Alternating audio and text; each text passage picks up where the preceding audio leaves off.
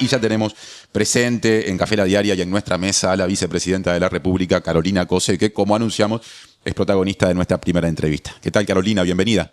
¿Qué tal? ¿Cómo va? Bueno, qué lindo acá, precioso. Es un lujito que nos damos hacer un programa desde acá, ¿no? Sí, totalmente. Y el Solís, precioso. Sí, sí. Y el movimiento de la ciudad con todo lo que eso tiene, ¿no? Cada tanto de repente estaciona un vehículo de gente que está trabajando, porque esta es una zona comercial con mucho movimiento. Precioso lugar. Así que es una buena manera de mirar la ciudad y lo que pasa alrededor. Totalmente. Estás, digamos, asistiendo a nuestro programa en un contexto, me imagino que bueno, de empezar a ordenar eso que a veces se señala como cierre de año o balance, y que en tu caso está muy asociado a la agenda del Parlamento, ¿no? Sí, sin duda. Yo recién te preguntaba si ya por este año las sesiones habían terminado. Vos me decías que casi, pero que todavía no. Sí, a pesar de que cerramos la legislatura, el lunes seguramente vamos a tener una extraordinaria, porque ayer a última hora firmé la media sanción de 3 proyectos de auxilio a extensión de seguro de paro de unos trabajadores de frigoríficos. Así que para que tenga la sesión completa, el lunes vamos a tener una sesión. Ahí está, o sea que esa será la última actividad del Senado, en este caso. Por ahora. Por ahora, sí, sí. En política nunca se puede decir nunca. Sí, claro, seguro. O jamás, pero por lo menos no hay en el horizonte otra actividad. No, por ahora, no, razonablemente no. Ahí está. Pero si tuviera que haber, habría. ¿Y cómo es la historia? ¿Hay tiempo para unas vacaciones? Porque también está la cuestión de que sos la primera persona en la línea sucesoria del presidente de la República. Entonces, ¿cómo en el diálogo con el presidente resuelven eso? Teniendo en cuenta que viene el verano y el momento de cierta bajada en el ritmo de la tarea política. Sí. Hablando de la bajada, no pude ir hace un par de días. Que fue hace 2 días y fue un éxito de nuevo. Sí, sí, siempre me gusta verlo. Bueno, en realidad, por ahora no me voy a tomar vacaciones. Me voy a quedar en realidad me voy a quedar en Montevideo, que también tomar esa decisión un poco me liberó. Y bueno, tengo cosas para estudiar, tengo cosas para ordenar. Así que por ahora me voy a quedar en Montevideo. Seguramente vaya a algunos eventos en enero, de corte tecnológico hay alguno, pero por ahora quizás en la segunda quincena me pueda ir para afuera. ¿Y tocará en algún momento ejercer la presidencia en ejercicio, valga la redundancia?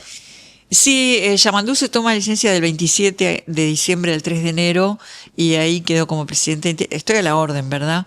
Así que bueno, prefiero estar a la orden acá en Montevideo, así que tranqui. Bien, eso es lo que viene. Con respecto a lo que pasó, el trabajo parlamentario en este primer año no es un año exactamente en calendario, porque el Parlamento asumió el 15 de febrero y el gobierno el 1 de marzo, pero bueno, es el primer año que está transcurriendo este 2025 con el primer periodo. Con este gobierno. Ahí está, ¿no? Esa es la forma de decirlo en términos parlamentarios.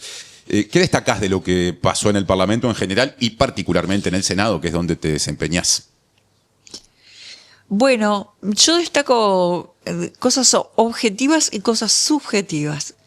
Desde el punto de vista objetivo, yo creo que nosotros logramos que una gran cantidad de leyes, no solo el presupuesto, el proyecto, el salvataje del CASMU, lo de la caja de profesionales, otros proyectos de ley que tienen incidencia en la vida de las personas vinculados a la discapacidad.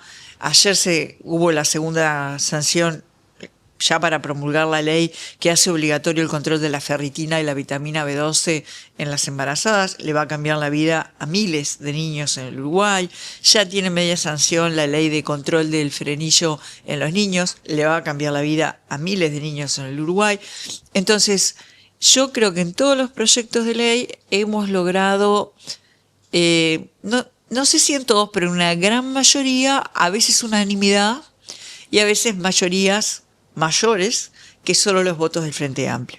Y creo que eso tiene que ver con el Uruguay, que una democracia que tenemos que proteger, pero también tiene que ver con un trabajo sistémico de diálogo, de trabajo, de estudio, en el que estoy aprendiendo muchísimo, en un rol diferente. Y aquí viene la parte subjetiva, yo fui senadora antes de ser intendenta de Montevideo. Unos pocos meses, ¿no? Sí, los meses de la LUC. Claro. en el tratamiento en todo el tratamiento de la LUC, unos 6 meses, y ahí aprendí mucho como senadora, pero este rol es distinto, es un rol que, digamos, me ha hecho aprender nuevas formas de ejercer la paciencia, que se necesita bastante, y es un rol que te obliga a no congelar a las personas o a los sectores en posiciones, ¿verdad? A dejar que los temas sean los que articulen las alianzas, el diálogo. Todos los lunes en mi oficina hay reunión de coordinación interpartidaria donde nos reunimos 2 representantes del Partido Nacional, 2 del Partido Colorado, y yo y el coordinador de la bancada del Frente Amplio. ¿Quiénes son esas personas? En este momento son Carlos Cami y Graciela Bianchi, y por el Partido Colorado son Robert Silva y Tabaré Viera. Son decisiones de los partidos, claro, de ellos, ¿verdad? Y bueno, tenemos esas reuniones de coordinación todos los lunes sobre los temas que vamos a tratar en la Asamblea o diversos temas vinculados a la Asamblea General.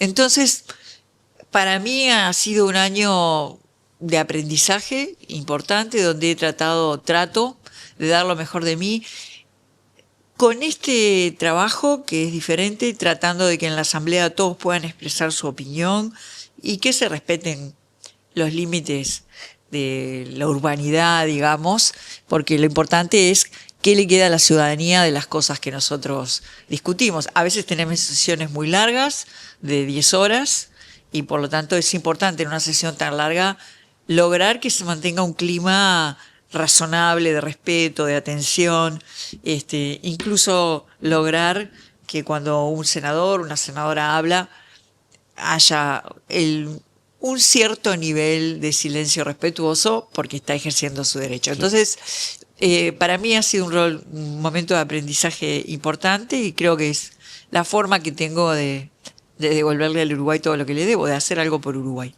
Interpreté que en esas reuniones de coordinación, donde van personas vinculadas a las bancadas de los otros partidos con presencia en el Senado, de todos los partidos, también por supuesto del Frente Amplio, se coordina la cuestión de la agenda del Senado. Ahora, ¿qué pasa con la otra parte del tema, que es la negociación estrictamente política? Es decir, estoy dispuesto a ir hasta acá para que ustedes cedan en esto otro y pueda salir un proyecto de ley. Ahí has estado en la primera línea, ahí has coordinado trabajo con la torre ejecutiva, por ejemplo, con el secretario de la presidencia, Alejandro Sánchez, a quien muchas veces se señala como una conexión muy fuerte, poder ejecutivo, poder legislativo. ¿Cómo ha funcionado eso? Yo creo que la negociación funciona de manera distribuida, no por una sola cosa que se haga. Funciona en las comisiones, los proyectos de ley van a comisión, es así como funciona, y en la comisión se discute profundamente, y la negociación se da en todos los lugares que te puedas imaginar, que es algo que también he aprendido. O sea, uno tiene como una fantasía de que la negociación es sentarse en una mesa y decir yo te doy esto, vos me das aquello, y es un poco más complejo. Es más distribuido en el espacio y en el tiempo. Y entonces, digamos, por eso yo digo, somos un gran equipo, porque negocian diputados en su esquema de trabajo, negocian senadores, se conversa, y bueno, los temas se estructuran mucho. Y también me parece el papel de la ciudadanía es fundamental, porque nosotros representamos a la ciudadanía. Entonces, me parece que ahí toda la acción de las organizaciones sociales, de las instituciones, planteando los temas, son muy importantes, ¿no? No es lo mismo tratar un tema sin la presencia o el testimonio de los interesados que al revés, con el testimonio de los interesados, ¿no? Es absolutamente diferente, como tiene que ser. ¿Qué valor tiene lo numérico, las estadísticas vinculadas a la producción parlamentaria? Por ejemplo, el programa de estudios parlamentarios de la Facultad de Ciencias Sociales de la Universidad de la República contabilizó hasta hace unos días, hasta el 30 de noviembre, antes de la aprobación definitiva del proyecto de ley de presupuesto, 660 proyectos presentados en 2025, de los cuales 38, ¿no? Parecería ser una proporción menor, se aprobaron y por ende son ley. Y después en el desglose por partidos políticos que presentaron proyectos, el Partido Nacional llega a 37,8, el Frente Amplio a 19,7, podría seguir enumerando. Pero lo que voy es, ¿cómo hay que leer esto de que, en términos de bancadas con iniciativa parlamentaria, la oficialista no sea la que figura primera? Que qué buena la pregunta que me haces. Justo estuve hablando de eso hace unos días. Nosotros estamos en un proceso de digitalización del Parlamento y de introducción de inteligencia artificial, que es un proceso que va a llevar un tiempo. Yo no me voy a extender en esto porque, digamos, estamos armando los equipos, es un proceso de aproximaciones sucesivas, pero va a terminar siendo así. Y una de las cuestiones que nos interesa mucho es la interrelación que esta digitalización nos puede generar con la ciudadanía, que es la transparencia, y también la forma de medir. Porque, por ejemplo, cuando vos decidís ponerle nombre a una escuela, eso es un proyecto de ley. Cuenta, y está muy bien. Lo que quiero decir es que la calidad legislativa hay que pensar un poco más, mirar un poco más índices de otros lugares del mundo, cómo se mide. Y el objetivo fundamental de este proyecto que estamos impulsando, digamos, es transparencia, mejorar la calidad legislativa, control de la ciudadanía, participación de la ciudadanía. Estamos en un momento de la vida de la humanidad en el cual estamos viviendo una revolución del texto y el Parlamento es texto. Por lo tanto, tenemos, digamos, una oportunidad enorme de llevar adelante con herramientas de inteligencia artificial propias que le den la tranquilidad a la ciudadanía de que se están usando los datos propios sin sesgo del Parlamento. Entonces, la respuesta que tengo para eso es que tenemos que medir mejor. O sea que esos porcentajes por sí solos, ¿entendés que no dicen mucho? O que no dicen todo, quizá. No dicen todo, no dicen todo. Yo lo que creo es que lo importante es pues, nos interesa medir el impacto de la ley. Y el impacto tiene varias lecturas. Por ejemplo, hoy hay alrededor de 4.500, 5.000 niños que seguramente la mamá tuvo deficiencias en ferritina y vitamina B12 durante el embarazo. Esos niños ya al nacer ya están varios meses, varios escalones abajo en el neurodesarrollo. O sea, ya lo estamos agarrando tarde. El impacto de la ley que se aprobó ayer es que, teórico, es que los vamos a agarrar a tiempo. Esta ley incluye además la obligación de medir ese resultado y la obligación de solucionarlo. En este sentido yo quiero agradecerle a INAC por el apoyo que nos ha dado. Entonces, el Instituto Nacional de Carnes. Sí, el Instituto y al Ministro de Ganadería, que nos dio para adelante con esto, que lo pusiéramos en la ley, que tenía que solucionarse. Entonces, medición, o sea, testear el estado de ferritina y vitamina B12, obligatoriamente, medir los resultados de eso y publicarlo para la ciudadanía, para que se sepa, y solucionarlo. Si hay deficiencias, solucionarlo. Eso básicamente es con carne o con un sustituto de la carne para la gente que no ingiera carne, ¿verdad? Entonces, ese es un caso, pero otros casos son leyes que generan derechos, generan beneficios, pero que después no son conocidas, no son bien difundidas, y entonces el impacto potencial que podrían tener no termina siendo un impacto efectivo porque el derecho no se ejerce o porque no se implementa el programa que lo haga posible. Entonces, hay mucho camino para recorrer en la medida de la eficiencia legislativa y de su impacto en la realidad. El Parlamento no es solo legislación, de hecho hay otras discusiones que lo atraviesan, algunas que incluso está procesando la bancada del Senado del Frente Amplio, por lo que ese tema me parece que es fundamental que lo podamos abordar.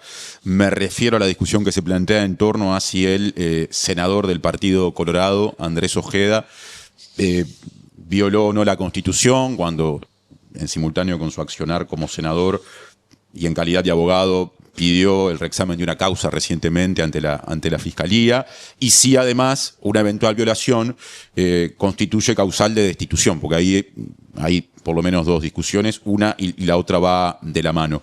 ¿Tenés posición al respecto? Yo como presidenta del Senado y de la Asamblea General tengo que ser prudente y permitir que esto se discuta bien en el Parlamento, que se discuta con tiempo. El destino o las acciones de un representante nacional no son cosas que se puedan discutir a la ligera, y temas vinculados con la Constitución tampoco son cosas que se puedan discutir a la ligera. Entonces, para mí hay que dar un tiempo a que estas cosas se discutan en la comisión correspondiente, que es la Constitución de Legislación y Códigos, y yo como presidenta tengo que dejar que esa discusión se procese, que se escuchen distintas opiniones, en fin, y que eso vaya de la manera más seria y respetuosa posible. Eso es desde mi función. Yo personalmente no le estoy dando mucho tiempo a este tema, porque en realidad le quiero dar mi mayor parte del tiempo a proyectos, a ayudar, a difundir y a promover y a que sucedan proyectos de ley que le cambien la vida a la gente, sinceramente. Así que bueno, esa es mi postura. Ya que tenés un cargo institucional vinculado al Poder Legislativo, Ojeda lo dijo en este programa y lo ha dicho desde la semana pasada, entiende que un reciente informe de la Dirección Jurídica de la Comisión Administrativa del Poder Legislativo, informe jurídico que establece que no violó la Constitución, es suficiente para dar el tema por cerrado. ¿Qué importancia le das a un pronunciamiento de ese organismo del Poder Legislativo? ¿Es el organismo competente para tener la última palabra? De vuelta, hay que dar tiempo a que las cosas se discutan bien. No es una opinión vinculante, el área jurídica de la Comisión Administrativa, y no quiero entrar en el detalle de quién dijo qué. Hay constitucionalistas que opinan diversas cosas, está esa opinión también ahí. Lo tiene que discutir el Parlamento. Yo voy a dejar que lo discuta el Parlamento con profundidad, que lo discuta la Comisión con profundidad, y después irá al Pleno si va. Hay que ver. Yo voy a dedicar mi energía, y estoy, la verdad, dedicando mi energía a que aparezcan proyectos de ley y se desarrollen, y a que le cambien la vida a la gente, que tengan impacto concreto en la vida de la gente, a que el Parlamento se abra y haya paneles de discusión con temas científicos, como ya hicimos este año. ¿Y en qué terminaron? En la ley de la ferritina y la vitamina B12. O que recibamos a los agentes culturales y escuchemos, a las organizaciones sociales y escuchemos, a ONU Mujeres, y vayamos escuchando ejemplos de cómo solucionar cosas en el mundo y en el Uruguay, y que hagamos leyes que le cambien la vida a la gente. Tuvimos la aprobación de la ley que le decimos del matrimonio infantil, que eleva la edad para poder casarse sin autorización de los padres, que estábamos observados por una enorme cantidad, todos los organismos internacionales referentes a este tema. Tuvimos la ley que consagró un observatorio para ver la diferencia salarial entre hombres y mujeres en los distintos rubros, y se lo asignó a mujeres. Hay otras leyes vinculadas a temas de autonomía económica de las mujeres. Tenemos un problema de violencia de género en el Uruguay grande, que lamentablemente una vez por mes o una vez cada 2 meses nos deja a toda la población azorada frente a un hecho terrible. Hace unos días en el Senado hicimos un minuto de silencio por este tema de la maestra, por el asesinato de la maestra en 33. Entonces, nosotros tenemos temas importantes que tratar, y yo me voy a centrar en eso. Yo quiero hacer una apreciación más con respecto a la discusión de Ojeda. Ayer entrevistamos acá a Fernando Pereira, el presidente del Frente Amplio, de la fuerza política que integrás. Bueno, y en esto de hablar de los ya múltiples informes jurídicos, en un sentido o en otro, que se han presentado, yo le cité el informe del constitucionalista, ex legislador frente amplista José Corseñac, que es el más drástico, por lo menos de los que yo he leído, o uno de los más drásticos, en el sentido de decir que Ojeda podría ser destituido simplemente por mayoría simple en el Senado. Y Pereira me dijo textualmente: no lo descarto, o no se descarta eventualmente que el oficialismo pueda ir por ahí, pero textualmente no es el mecanismo que nos gustaría utilizar. Esa sensibilidad que expresó el presidente de la fuerza política Frente Amplio, ¿vos la compartís? Sí, comparto esa sensibilidad, y es lo primero que te dije. esto no se puede tratar a la ligera, y cuando estamos hablando de acciones de un representante nacional o del destino de un representante nacional o de temas vinculados a la Constitución, tenemos que ser muy cuidadosos y cuidadosos en el sentido de estudiosos, de pensarlo bien, de discutirlo bien. Esto no son temas que se resuelvan con mayoría simple, desde mi punto de vista. O sea, nosotros no podemos andar, y eso, por eso tengo que ser prudente yo como presidenta de la Asamblea General y dejar que lo discuta bien la comisión, ¿no? Entonces, ¿dónde pongo mi energía? En los proyectos de ley que le cambien la vida a la gente, mientras la comisión lo discute bien, escuchamos a todas las opiniones. O sea, yo acá creo que lo que he aprendido en este año es que mi rol es dejar que se discuta y no participar en el detalle y en ese tipo de cosas. Vamos a esperar. Cambiando de tema, pero tomándolo como punto de partida, cuando ayer Pereira me hizo ese comentario, hubo gente que expresó, de hecho se puede ver en redes sociales, gente frente amplista, disconformidad con esa posición, y me parece que en algún punto la unen algunas personas que piensan así con otras disconformidades que han surgido y que han permeado en algunos sectores de la base militante frente amplista a partir del accionar no ya de cuestiones que se dan en el Parlamento, sino del gobierno en general, ¿no?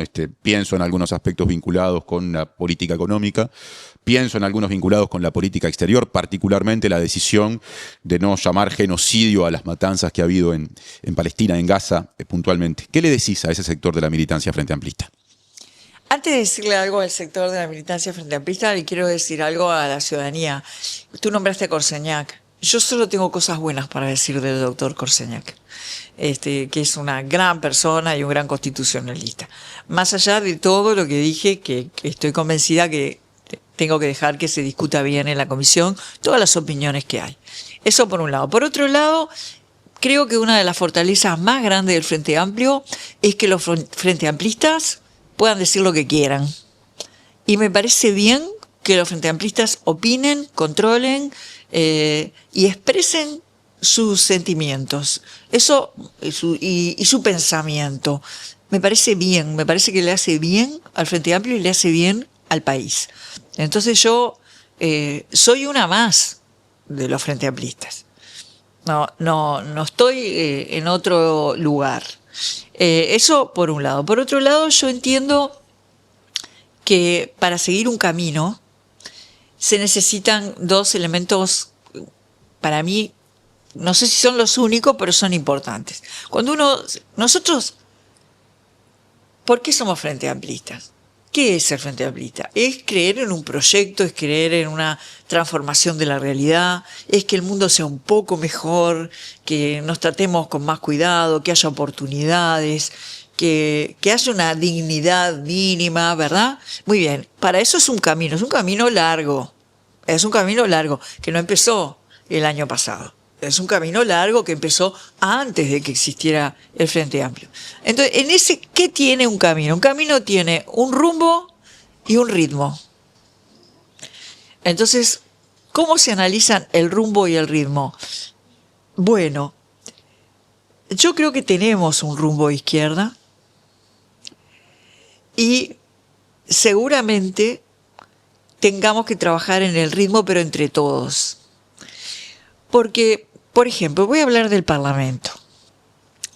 En el caso del Parlamento, ya viste que hubo media sanción de un tema para ayudar a trabajadores ayer y el lunes vamos a tener una sesión extraordinaria del Senado para darle la sanción completa. O sea, en menos de una semana las cosas urgentes salen. O sea, el Parlamento sabe sacar cosas rápido cuando son verdaderamente urgentes. Sin embargo, no se puede legislar a las apuradas. Y, además, en la agenda del Parlamento tienen que estar temas importantes para la vida de la gente. Rumbo, agenda y ritmo razonable.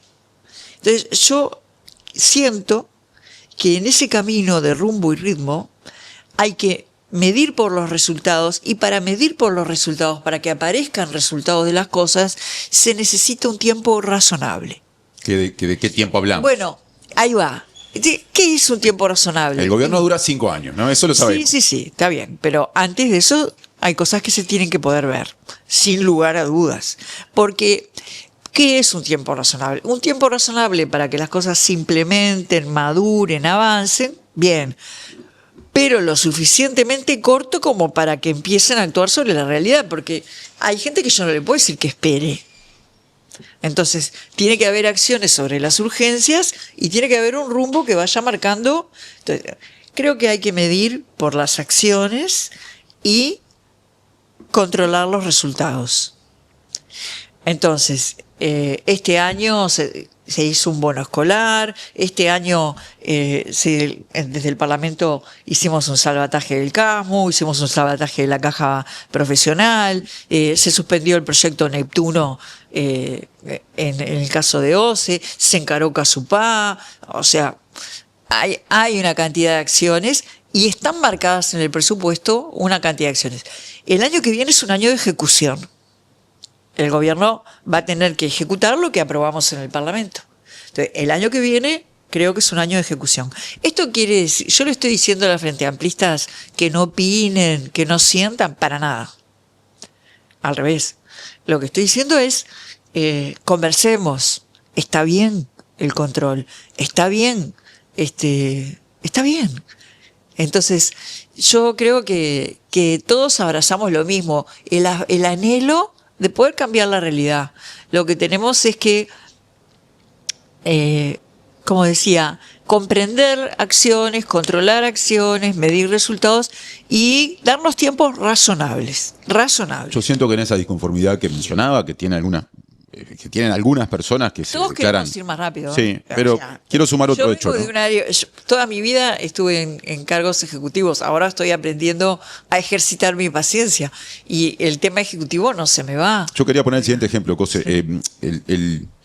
El hecho que ocurrió, yo no sé hace cuánto, capaz que hace 3 semanas, que en su momento publicó Búsqueda, de la reunión que reconoció el presidente de la República tuvo con el presidente de la Suprema Corte de Justicia, John Pérez, en la que le entregó una carpeta hasta donde se informó con el resumen del estado de salud de 14 militares presos en Domingo Arena, ¿no? Ese es un hecho que surge de Sanidad Militar, pasa por el comandante en jefe del Ejército, Mario Stevenacci, por las manos de la ministra de Defensa Nacional, Sandra Lasso, llega al presidente, y el presidente, sin que haya una norma que lo obligue, vale decir, tampoco hay normas que se lo impidan, entiende que eso se lo tiene que entregar al presidente de la Suprema Corte de Justicia. Y eso ha generado también cuestionamiento dentro del propio Frente Amplio. ¿Qué importancia le das a ese hecho y cómo lo evalúas políticamente? Bueno, primero creo que Yamandú ya lo explicó. Él recibió algo, no supo qué hacer con eso, fue y consultó. ¿Y está bien que un presidente no sepa qué hacer con eso cuando en realidad tiene plenas potestades para resolver según su leal saber y entender? La gente, digamos, ser presidente no quiere ser infalible o que no se pueda equivocar o tener un tropiezo. Yo no conozco a nadie que no se equivoca o no tenga un tropiezo. Ahora, él ya lo aclaró.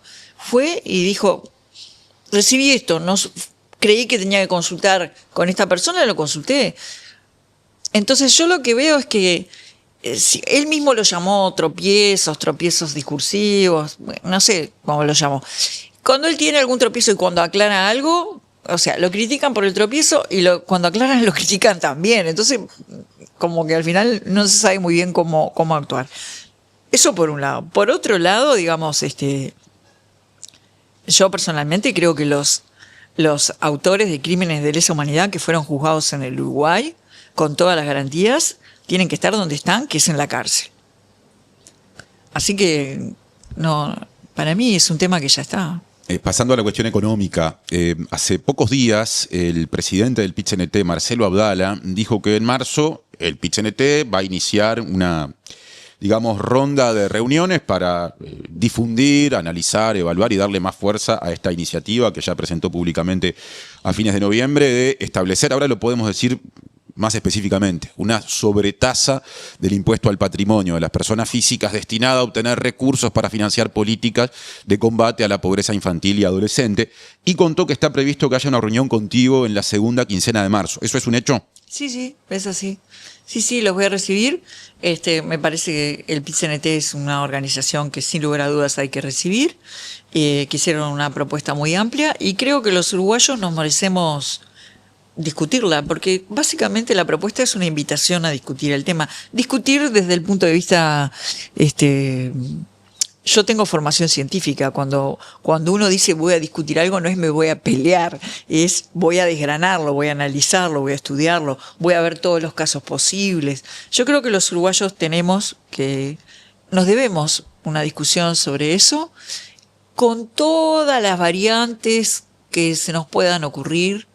Creo que es una propuesta abierta, que invita a la discusión, que invita al aporte, ellos mismos lo plantean así, yo los voy a recibir en marzo, y en el cual estamos hablando que además afecta una sobretasa para personas con patrimonio mayor a $1.000.000, que creo que también está en discusión eso.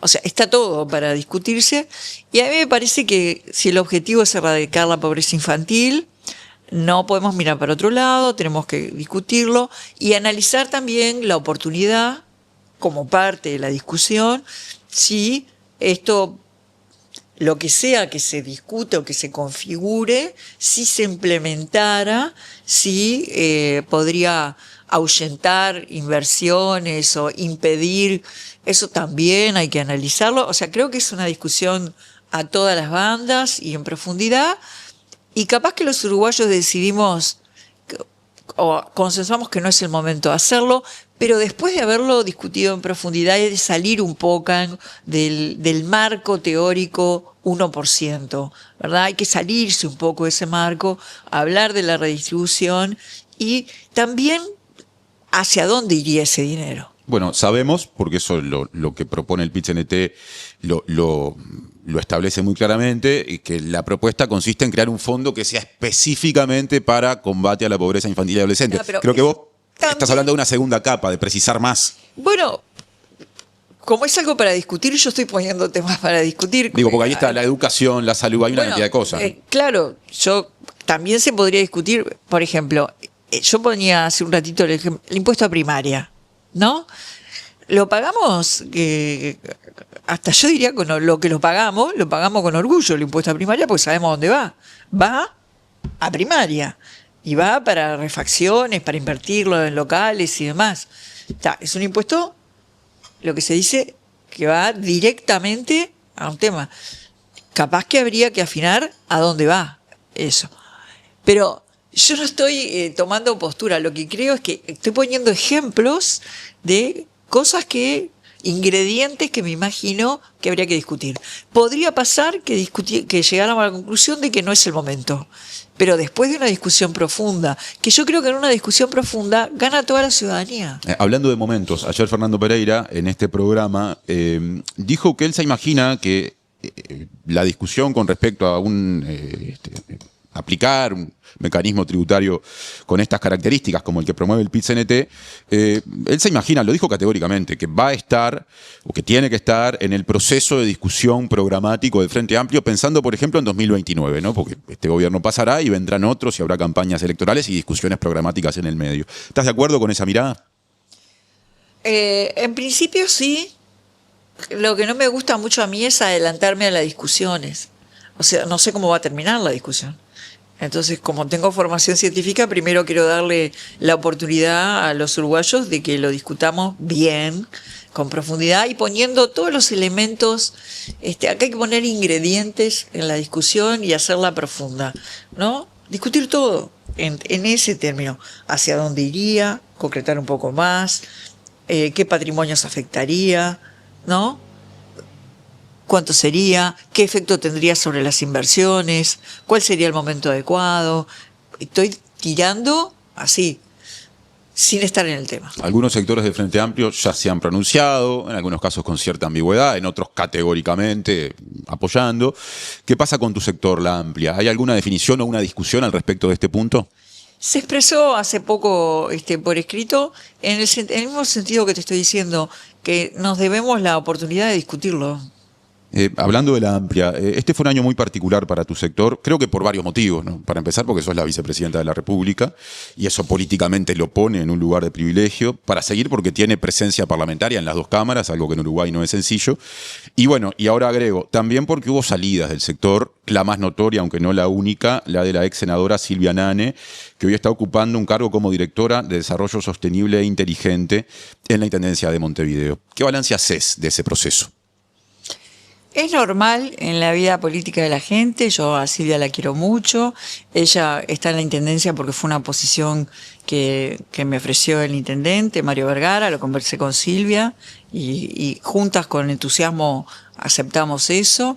Digo, este es un proyecto largo, es un camino largo, somos todos frente amplistas y nos seguimos encontrando en la vida y en la política. Uno de los hechos que en aquel momento se mencionó cuando se produjo la salida de Nane de la Amplia fue que había habido discusiones con respecto a quién debía representar al sector en la plancha de suplentes del actual intendente de Canelones, Francisco Leñani, que ahí había, bueno, nombres distintos que se manejaban, entre otras cosas por el peso de una agrupación, la de Yamandu Costa, que fue aliada de la Amplia, y que, bueno, vos optaste por justamente ir por el camino de colocar un nombre vinculado a ese sector en Canelones.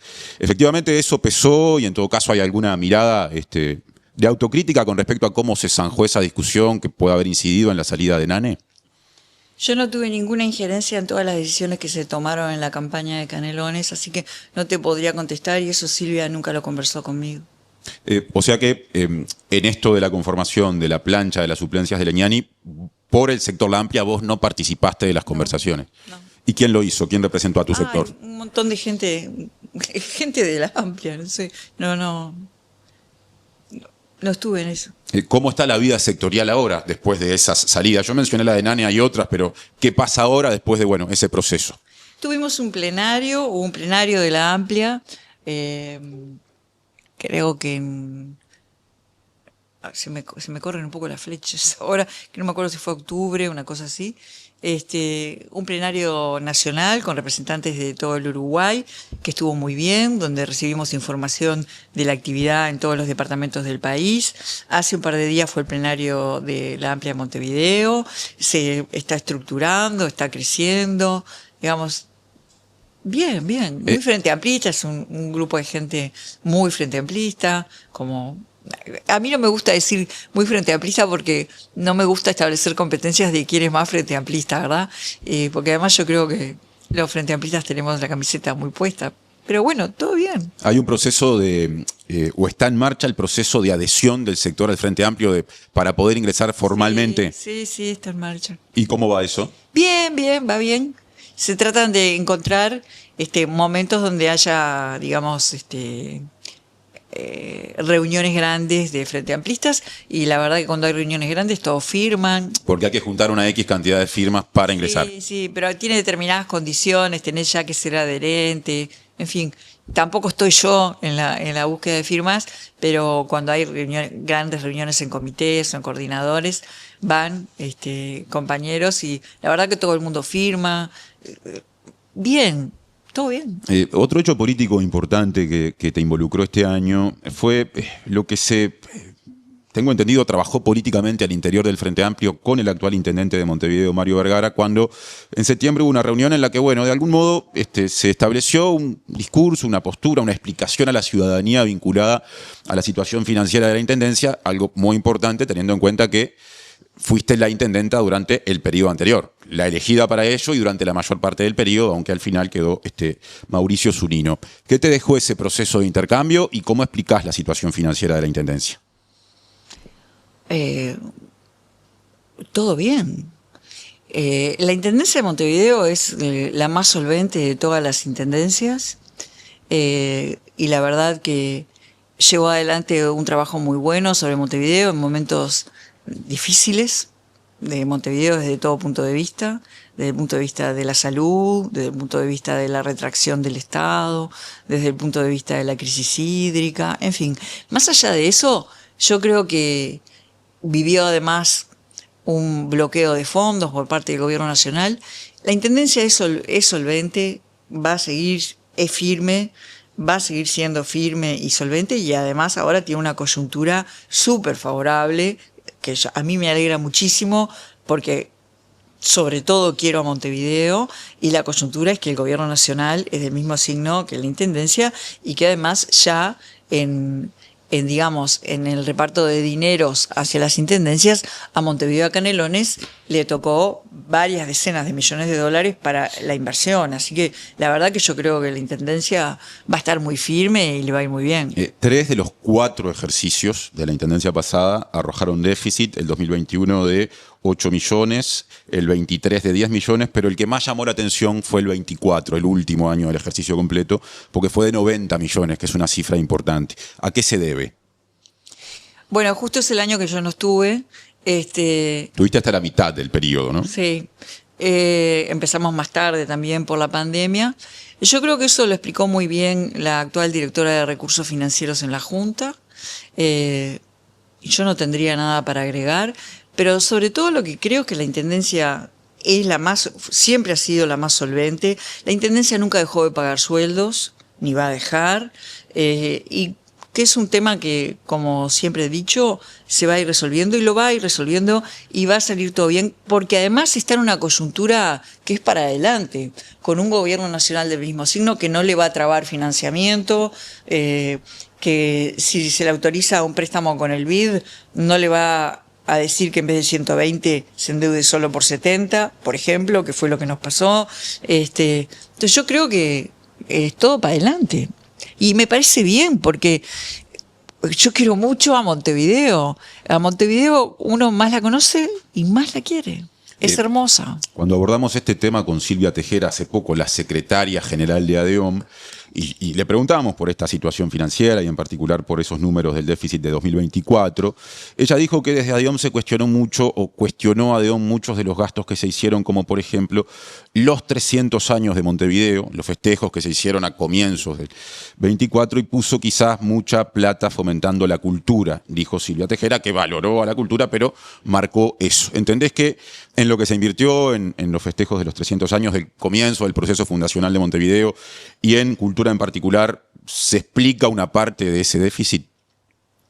No creo. En realidad con ADEOM siempre hemos tenido, como he tenido con todos los sindicatos en todas las responsabilidades que he tenido, como presidenta de Antel, fui 5 años presidenta de Antel, no hubo ni un conflicto, fui ministra del gobierno de Tabaré, me convocaron empresas y trabajadores a mediar y a resolver conflictos, y allá fuimos con Murro y la verdad que trabajamos muy bien. También en empresas públicas intervine y medié para la resolución de conflictos. Como intendenta ordenamos la relación con el sindicato, establecimos protocolos, cómo se resolvían las cosas, cómo se escalaban, cuándo aparecía yo, cuándo no. O sea, establecimos una manera de trabajar y no tuvimos conflicto tampoco. Entonces yo respeto mucho a ADEOM, creo que es una institución que tampoco empezó ayer, y hay que darle tiempo, digamos, y tienen todo el derecho de tener sus opiniones. Hablando de opiniones, y ya que estamos hablando de Montevideo, aunque esto tiene que ver con el gobierno nacional, por eso creo que doblemente viene a cuento en esta entrevista. Uno de los grandes proyectos que el gobierno nacional impulsa es el de movilidad metropolitana, que es todo un desafío, no solo para Montevideo. Y hay una discusión planteada, tengo la sensación, con respecto a, bueno, cómo ejecutarlo dentro de Montevideo, en particular a la altura del 18 de julio, con lo que implica la posibilidad, que aparentemente no está definido todavía, pero se perfila, de poder hacer así un túnel. El actual intendente de Montevideo, Mario Vergara, aclara que no se opone a eso, pero me parece que es quien pone más reparos pensando en distintas afectaciones y complejidades que eso tendría. Fuiste intendenta hasta hace poco más de un año. ¿Cómo vas siguiendo esa discusión? ¿Qué reflexiones haces acerca de ese desafío, de la eventual solución en términos de ingeniería incluso que se podría aplicar? Sí, yo asumí en la intendencia en noviembre del 2020, y en marzo del 21, cuando yo estaba en la pandemia, tuve una reunión con el presidente, no me acuerdo si era marzo o abril, tuve una reunión con el presidente Lacalle Pou y le entregué un documento que está publicado desde 2021 que establece unos 10 proyectos de obras para la reactivación económica, porque estábamos en pandemia, empezaba la pandemia y los trabajos se venían abajo, ¿verdad? Todos sabemos cómo golpeó el tema del trabajo. Uno de los proyectos eran los 2 corredores metropolitanos eléctricos, uno por Avenida Italia hasta la Costa de Oro y otro por Camino Maldonado hasta Pando, me parece, no me acuerdo. Sí, hasta por ahí. Y le presentamos la forma de financiarlo, que no afectara el déficit fiscal, la misma forma de financiamiento que están planteando ahora. Nunca tuve respuesta. Por lo tanto, todo lo que tenga que ver con armar esos corredores a mí me parece bien. Tengo confianza en que se van a hacer los estudios técnicos, porque una cosa que quiero decir es que la Intendencia tiene muy buenos técnicos, ¿verdad? Porque a veces nos confundimos, ¿no? Nos dejamos entreverar la pelota, que el intendente, que Adión, que la intendenta, que Adión. Hay una masa de funcionarios que son muy buenos y hay muy buenos técnicos. Entonces, estoy segura que se van a hacer muy buenos estudios. No son técnicos que vos le traigas un proyecto y digan, agua va, las cosas se estudian, se intercambian. Entonces, primero, mi confianza en que se van a hacer los estudios adecuados. Segundo, que también la Intendencia tiene todo un área de cuidado urbano, ¿verdad? Por múltiples motivos, que ejercen múltiples sectores de la Intendencia. Y cuidado en la planificación urbana. Tiene un área de planificación urbana, tiene un área de desarrollo urbano que trabajan juntas, bastante juntas. Entonces, todos los proyectos afectan todo. En particular, este es un proyecto que va a afectar la ciudad no solo durante las obras, sino que tenemos que pensar cómo la va a afectar después. Entonces son todos elementos que estoy segura que van a estar sobre la mesa. Hoy para mí sería muy temprano porque el detalle del proyecto no está. Lo que está es una intención política de hacer algo que yo aplaudo, porque yo misma lo presenté. Y además no es que un día se me ocurrió, es algo que hablé con los equipos de la Intendencia y lo presentamos convencidos. Uruguay tiene una matriz energética eléctrica renovable, es de locos no tener transporte eléctrico, o sea, tenemos todo para hacer eso. Capaz que hay pasos sucesivos que se pueden dar. Lo importante es que hay voluntad política de llevar adelante un proyecto metropolitano de estas características. Habrá que tener cuidado para que ser cuidadosos con el Montevideo de hoy y el del futuro. Y nada, yo voy a estar siguiendo esto paso a paso porque a Montevideo la queremos mucho. Ahora, casi que a modo de juego, si siendo intendenta te dirían de aquí a tal fecha se va a levantar 18 de julio, con lo que eso implica en Montevideo, en su centralidad. ¿Vos qué reacción te imaginás que hubieras tenido? Yo soy ingeniera. Entonces, cuando me dicen cualquier cosa, mi primera opción es juntar gente y estudiarlo.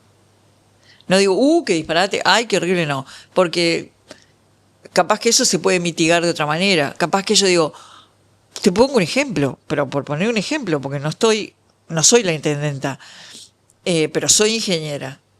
Si algo así va a pasar, ¿qué hay que hacer primero en las demás arterias? ¿Cuáles son los cambios que hay que hacer en otro lugar?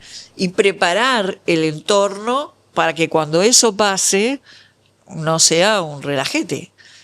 Perdón que estoy hablando así, pero es así. Entonces, yo como ingeniera no le tengo miedo a los temas, lo que hay es que prepararlo.